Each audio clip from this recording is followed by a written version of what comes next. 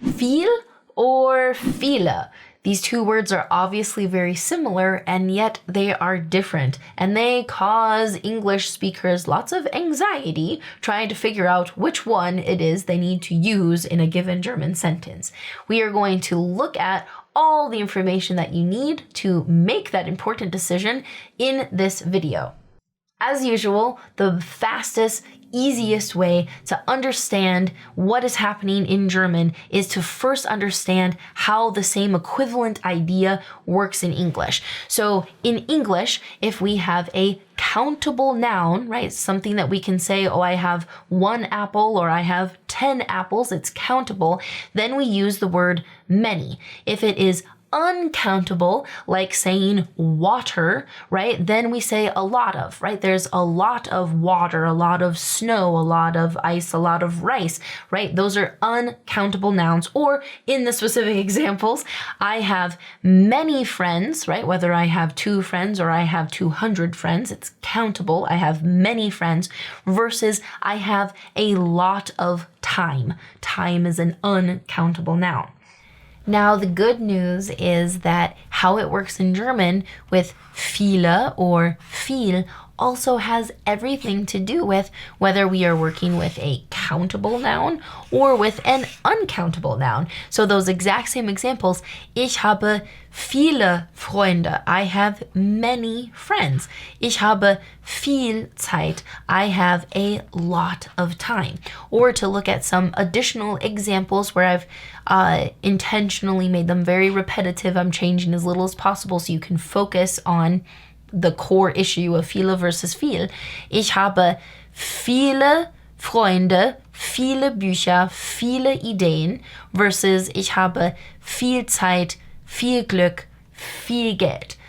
Now, when you look at these English translations, right, and I have many friends, many books, many ideas, I have a lot of time, a lot of luck, a lot of money, this is all well and good, except I can hear you protest. I would say I have a lot of friends. I have a lot of books. I have a lot of ideas, right? In everyday spoken English, we prefer to say a lot of in all of these instances, right? We would prefer that. But the thing is, if you want to know what to use in German, you have to think in terms of many.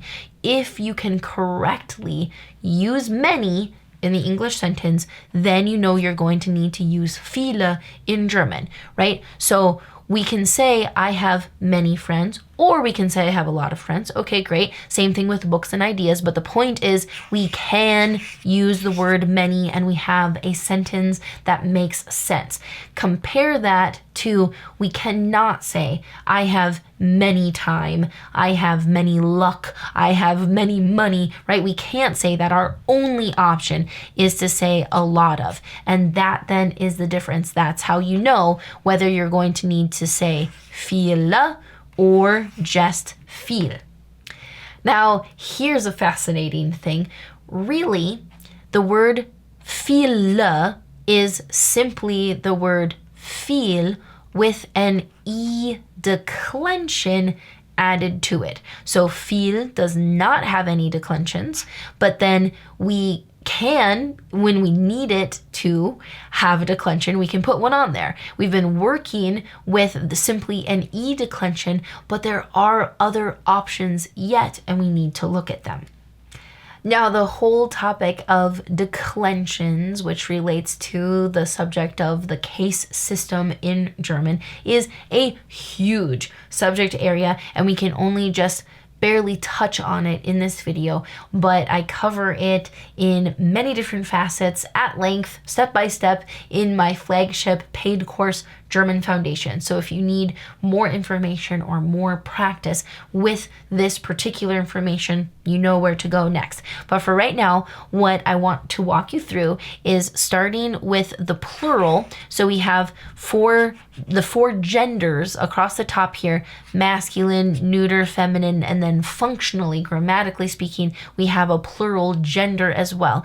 And then that's where we come up with the viele, could be in the nominative case or the accusative case. We're going to look at examples in the plural first and then through the singular genders after that. So starting with the plural, this first example here is in the nominative case. Second example is in the accusative case. Third example in the dative case. And you'll see how this impacts the declension that we're using, where it's not always going to be viele. So we have here, indeed, viele Kinder spielen im Park, which then relates to many children are playing in the park. And we're getting that E from right here.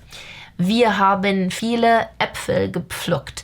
Again, viele, we're getting that E from right here. We picked many apples. Again, thinking in English in terms of many to help guide us correctly to how we can't use just viel by itself with no declensions, but rather it has to take a declension because it's a countable noun and it can be used with many in English. Then die Blumen bringen Freude in vielen. There's our first difference, in vielen Wohnungen. And we're getting that N here from the dative case, which is the case that Wohnungen is in this example sentence. So now I want to show you examples of viel with no declensions, right? So viel, no declensions, used in the masculine, okay? But I want to show you how then if that, what I call zero word, viel is functioning as a zero word in all of these instances because it's taking zero declensions. If, however, after that and before the noun comes an adjective, the adjective will have to take a declension. And which ones? Where are they coming from? Well, in this first example where our noun, our uncountable noun, Schnee, is in the nominative case, we have an R on the adjective coming from right here to give us viel flauschiger Schnee liegt auf dem Dach. Then in the accusative case, ich sehe viel flauschigen, with the N coming right here, flauschigen Schnee durch mein Fenster. Third example, die Kinder spielen draußen mit viel flauschigem Schnee, with the M coming here from the dative case. These same concepts now we can see with the neuter noun Wasser, right, meaning water. Again, 3 examples in the nominative, then accusative, then dative cases. There's a fourth case, right, the genitive case.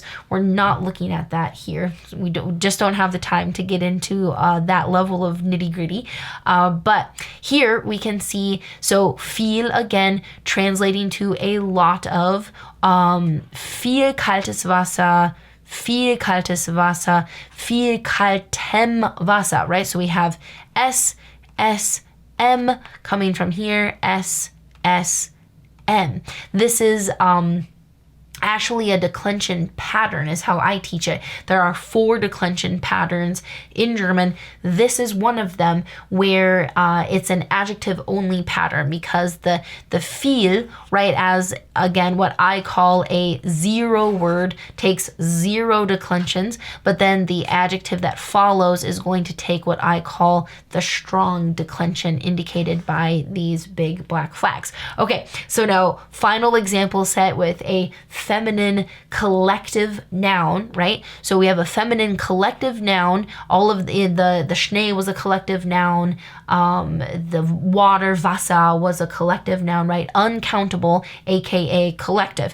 So Sonne, viel direkte Sonne ist schlecht für die Haut. We have the E on the adjective coming from here. Wir fühlen viel direkte Sonne auf unsere Haut. Again, E, but this time it's technically the E declension for the accusative case.